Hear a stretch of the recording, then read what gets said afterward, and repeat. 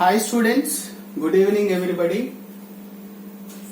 Look at the given problems. First question, limit x tending to pi by 2 cot x upon pi by 2 minus x. As I told you earlier, let x equal to pi by 2 plus h extra, that's all to say simply. As x tending to pi by 2, h tending to 0 always. Because in the place of x if you keep pi by 2 minus pi by 2 0. That means what we are doing here, the given limits we are trying to change into terms of h. So limit also we should change there. So given limit becomes now limit x tends to pi by 2 means h tends to 0.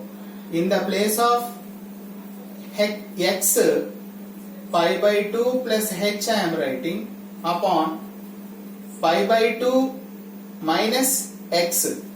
So pi by 2 in the place of x keep pi by 2 plus h minus pi by 2 minus h. These two gets cancelled. By the way, what is cot 90 plus h here? Cot 90 plus h. Cot 90 plus h. 90 plus theta lies in Q2. 90 plus theta lies in Q2. But in Q2 cot is negative. Sin and cosec are positive. Cot is negative minus. Since 90 is there, odd multiple of 90 means cot changes to tan h upon minus h. These two cancel. So what is remaining here? Limit h tends to 0, tan h by h, value 1. Therefore, limit x tending to pi by 2, we have standard limit here. Limit theta tends to 0, tan theta by theta value 1 always. So cot x by pi by 2 minus x, value 1. Hope it is clear. Same way, similar way we can do this problem also. Here limit x tending to pi sin 3x upon sin x. Let x equal to, I will take pi plus h. Right?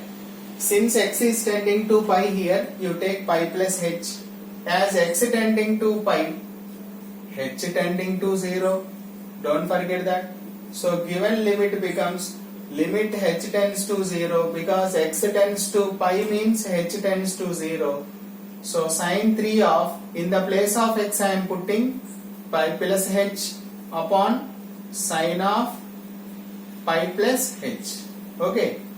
Limit h tending to 0. Multiply inside here this is 3 pi plus 3h upon sin pi plus h. Now limit h tending to 0. Observe it clearly here. 3 pi means 2 complete revolutions it makes. For 1 complete revolution it becomes 2 pi. So 1 complete revolution becomes 2 pi. So if you remove 2 pi here, then what is remaining? Pi plus 3h by sin pi plus h. Hope it is clear. Since we have 3 pi, if you make 1 complete revolution here, it makes 2 pi, right? 2 pi means we can leave it that 2 pi, so pi plus 3h we have. Pi plus h means sin 180 plus theta lies in Q3, right?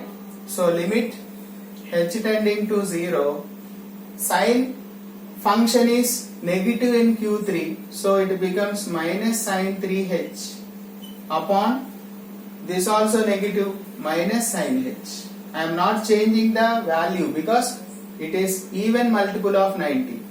So these two gets cancelled. Then what is remaining there?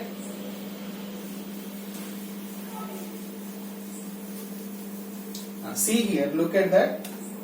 So what is remaining there? Limit h tending to 0 sin 3h upon 3h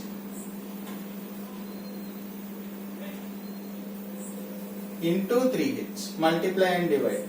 Similarly, sin h by h into h. Multiply and divide with h gets cancelled. 3 can be kept aside. So limit h tends to 0 means 3h tends to 0.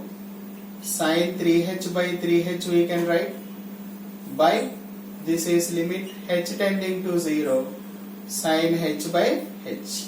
Hope it is clear. So that value becomes 1 upon 1 that equal to 3. Since limit theta tends to 0, always remember the standard form, right? So therefore limit x tending to pi sin 3x upon sin x value 3. Hope it is clear. Thank you.